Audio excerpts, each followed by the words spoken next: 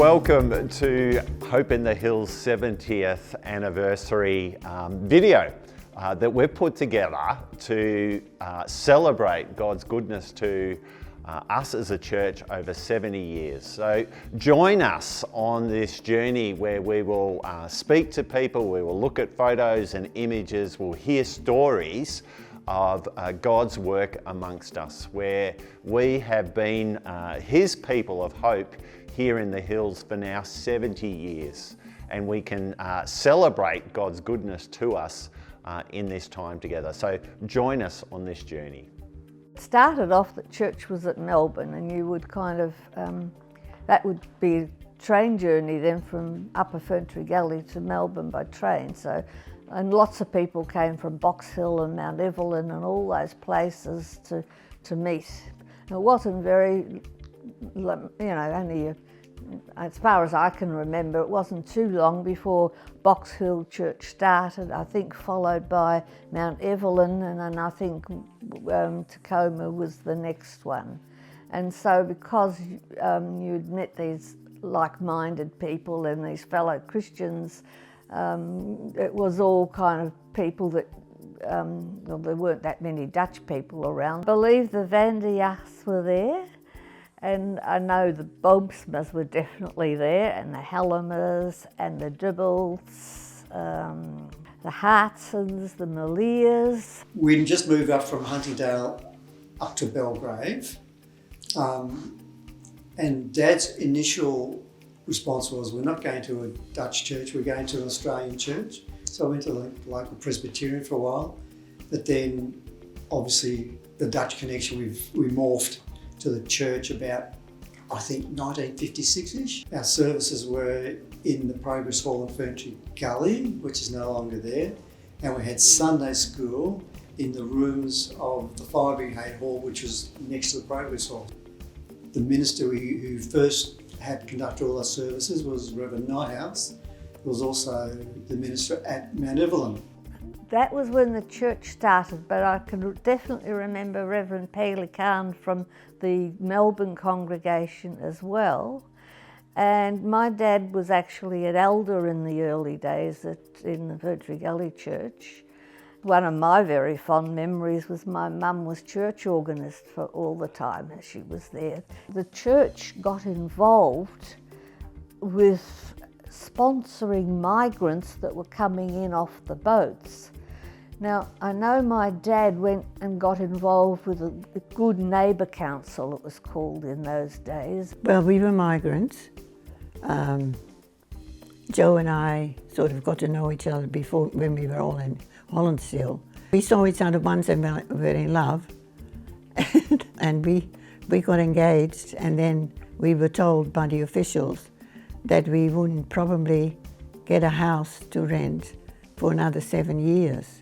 So, yeah, we did all the paperwork and everything, and then just before we left Holland, we were told, or we were asked, would we like to be sponsored by a church near Melbourne? And we said we didn't know what it meant. I did 4 years of English, and I spoke it quite fluently, but I didn't know what that word meant really. But we said yes. We thought, oh well, they're obviously giving us something. And then when we got to when the ship, I think 6 weeks later we were here. Yeah, we were dropped off at a house in Belgrave. So Dad would find out from the people at the Good Neighbour Council when the next ship would come in with all the migrants. And so people at church would start kind of making up food hampers. But after a very short period, I was on the committee, I do remember that, because they needed somebody who could write English and Dutch. So I was the corresponding person. So our Sunday school teacher was Mrs. Malier, Gray Malier, and she certainly was gifted. And Janice Hartzer was her assistant helper at the time. Mrs. Malier, our Sunday school teacher, taught us all. She taught Sunday school for a long time, because she taught me Sunday school in the original old building here, out the back. Yeah. So I had been helper, I think, for a while, and then somebody said, oh, she can do it on her own. And we must have run out of room for the church, because all of a sudden we have got all these tiny little kids on a Sunday morning and leaving the kids in our house, and there was one of the mothers was on duty to look after the kids in our house. So I always had to make sure that my floors were clean on a Saturday night. That was my main worry. Mance was in Dorset Road, just adjacent to what was the school. Then we went to 38 Old Belgrave Road. Really nice old weatherboard on a half acre. Yeah, and Russell was there. We built the Mance here. Hoving was the first one. Hoving was the first here. Harry and Anne, yeah. So they lived in the house next to the church then. Joe and I were so famous because of the business. We had hired this big machine, which was a printer. We were wholesaling by then. So we needed paper, invoices and stuff. And Mr. Hoving used to come on a Monday or a Tuesday, whenever it was, always the same day. And he would come and have a coffee, and could he please use the printer? We still had Ladies Guild too, and that was always fun. The ladies that came were all very faithful. I think it was Judy Van Bergen had started some sort of a service in the church for elderly people that were either lonely or they couldn't drive anymore or they just wanted to be with their mates, and so she'd do little bus trips just up to the beach or up to the forest. Or Master de Graaf was already there, and he encouraged us to do that because he didn't really like pastoral care. He liked being a minister, he loved writing sermons and bringing them to, and it all came from his heart. It was just amazing. But he was, he was looking for people to really want to do pastoral care. So my dad and Mr. Boomsma were instrumental in getting the block where the church is now. My dad was I think Dad wanted to buy it for himself, and the church said, oh no, we should get it. So it was just this block of land, but it was just hard work. No such thing as a chainsaw that I can remember. The first church that was built, that would have been early 60s. It was just a square church. The session room, because it was a special session room in the kitchen, and the pulpit stage, and then the Sunday school and club rooms out the back. Yeah. And the horrible toilets out the back. I remember going to Tacoma a couple of times, and they had theatre chairs. The minister preached through a window in the wall, as far as I remember it. And the funniest time I was there was when Bill Opala was preaching, and he was quite worked up at one stage, and his false teeth flew out. So he had to go through the door at the side, picked up his teeth, put them back in his mouth, and kept preaching. Mrs. Slachter with her, that's of course Bill and Jackie's aunt. She was our lolly lady, and she always had a bag full of lollies. So as soon as church was out, she was surrounded by kids. So somehow we got the block of land next door cheap, but there was an old house up the back. And what happened at first was some of our congregation would live in that. But yeah, that was on a Monday night. We used to have choir practice, but we were singing there or trying to sing. And all of a sudden we heard banging and crackling, and so we all ran out the side door and the house was on fire. Dad was youth elder for quite a while. Yeah. Dad would chuck all the kids in a combi and they'd go camping down Wonga Park on the side of a hill. And Dudes Reserve later, which is a much better place. So Dad was very much involved with doing those sorts of things. Yeah. And when I came to church, we had Fem Brussels. But I do know the very first day I came with my mum and dad, I went outside and the youth group surrounded me.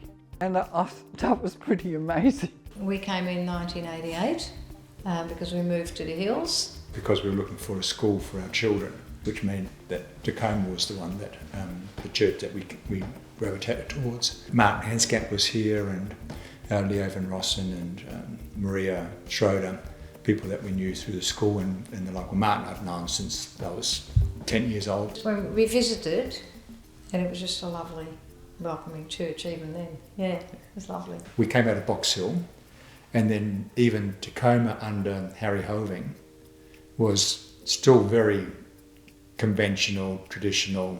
There was no guitar in church, and they had a couple of songs before the service.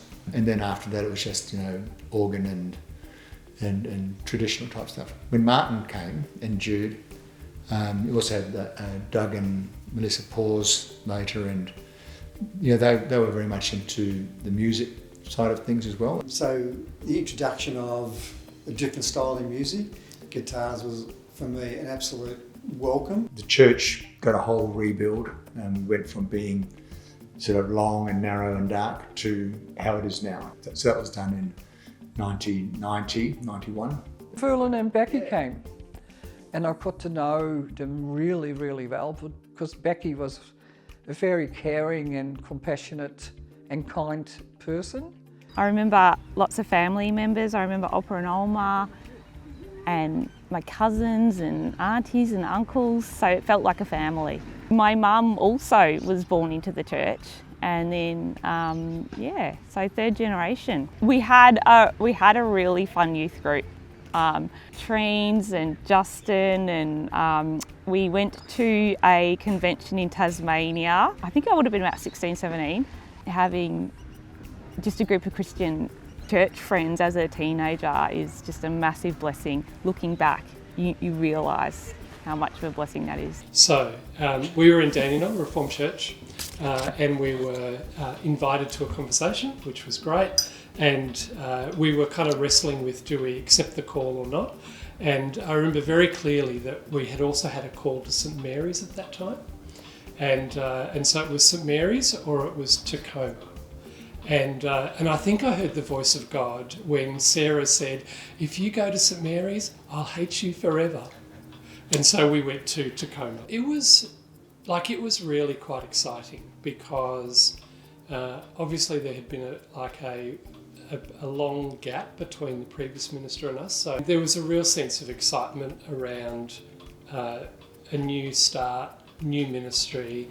So Katrina Van Cedars and Justin were a part of the team in terms of children and youth. And then the youth thing really kicked off, and so did the kids stuff. And that's where WET started. WET was the Wednesday evening thing. I do remember the delight of people throwing the balls at the dunking machine, and that Michael got dunked. So we'd have jumping councils, and we'd have a little mini farm, with goats and ducks and rabbits. There were some really cool things like Harvest was happening at that time. Harvest was like a youthy kind of evening service that we mixed up a bit of worship music and secular music and made it like a really easy entry for people to come to church, people to invite their friends along. We do church in the park and we do a DIY service. Remember those? We go to Belgrave Lake Park, or we had the church camp. WAM, Women and Ministry, which had already formed maybe in 98 or 99, giving an opportunity to speak or to hear someone speak about women contributing in the church to their fullness, their gifting, whatever. It was a very encouraging time. I was really passionate about the women's ministry. That's something I really wanted to develop. Just that sense of community. So Gnomes and I did a lot of work on that together. Had some really fun women's nights. And then, through connections, we were able to join Future Directions. That was in 2003. So that relationship was really formative for us as a church, all the way through, certainly to 2010, because I think there was a conversation there that we weren't having anywhere else. We hosted the carols for the entire Belgrave area. I'm just thinking about Hope on Friday with, what started with... Lynette and the bread. I was involved with right from the start. The bread, it used to be just bread, and we would run that from actually out of the church itself, and then it just developed. Then we got vegetables from the place in Baronia. Really is an expression of pastoral care where we wanted to, Corrie and Joanne were very clear around, can we find a way of actually honouring the oldies? And so Legends Lounge was born. And that was great because those young people, they were setting the table and everything. I think it was really important for the oldies as well, because they actually felt valued and honoured, really, in terms of their contribution to the church over the years. I was the children's and youth worker at Hope in the Hills for about 6 or 7 years.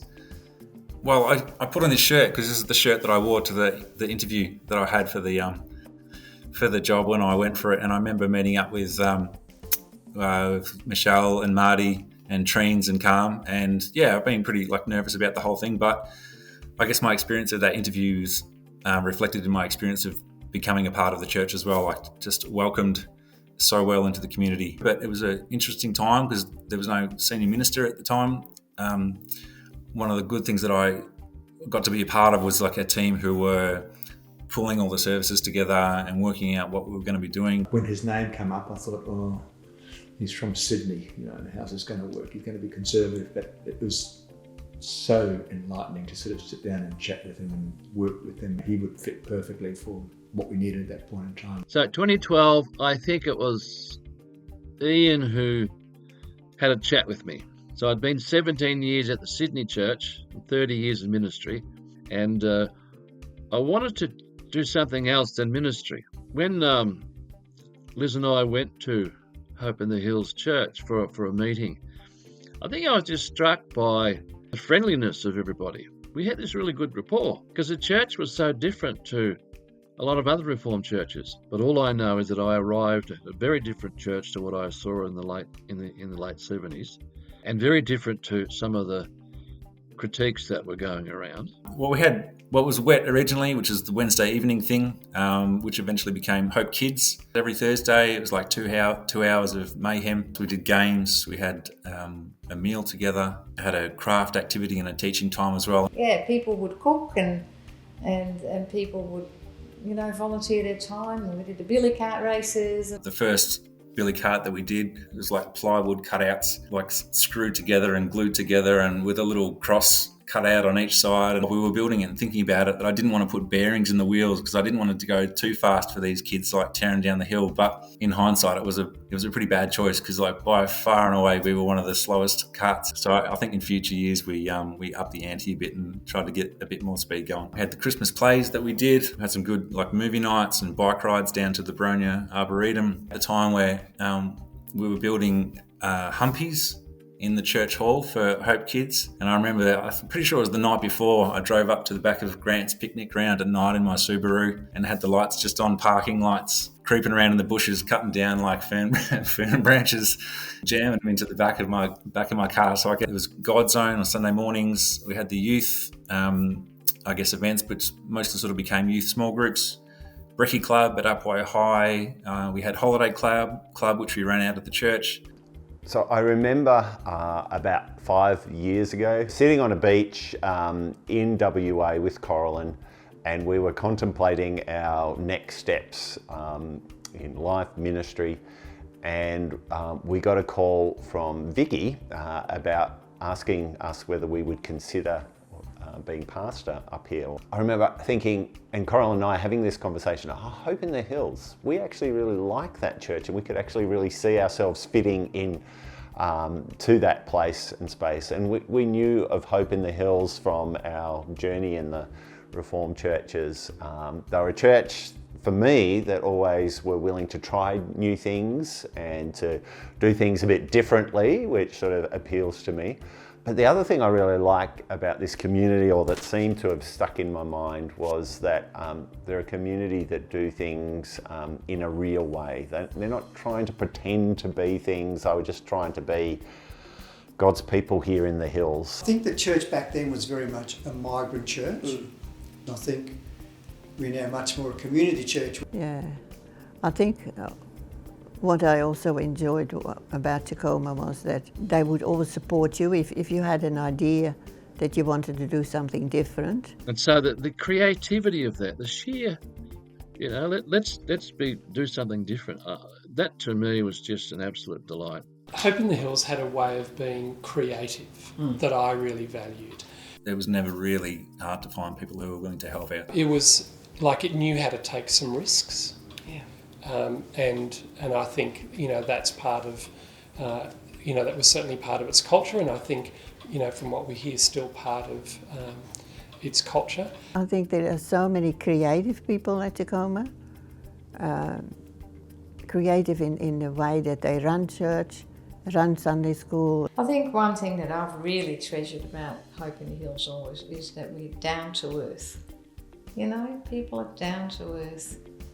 And I think one of the better changes for me is I think we've become more grace orientated in how we talk to people, accept people, and how we live as a church. And I think it's been a fabulous change. And I still remember reading a letter from the previous minister, Martin de Graaf, and where he had this little byline in the letter saying, you know, that Tacoma wanted to be a place of hope in the hills, and reading that to the church, and it was like someone threw a light on that day, and that really stuck, and it was like we'd sort of found our calling again, which of course continues to this day. So now, having been part of this church community for the last 4.5 years, I've really seen God leading and guiding us as a church into the future. And I think it's really His sovereignty that we're celebrating our 70th anniversary at the moment, because it gives us opportunity to look back as we're looking forward. And so as we step out of the last 70 years into the next 70 years, let's focus on Jesus, put our trust in God, and be excited for the journey that He has planned for us. Thanks for being part of the history already, and be in prayer for us as we step into the future.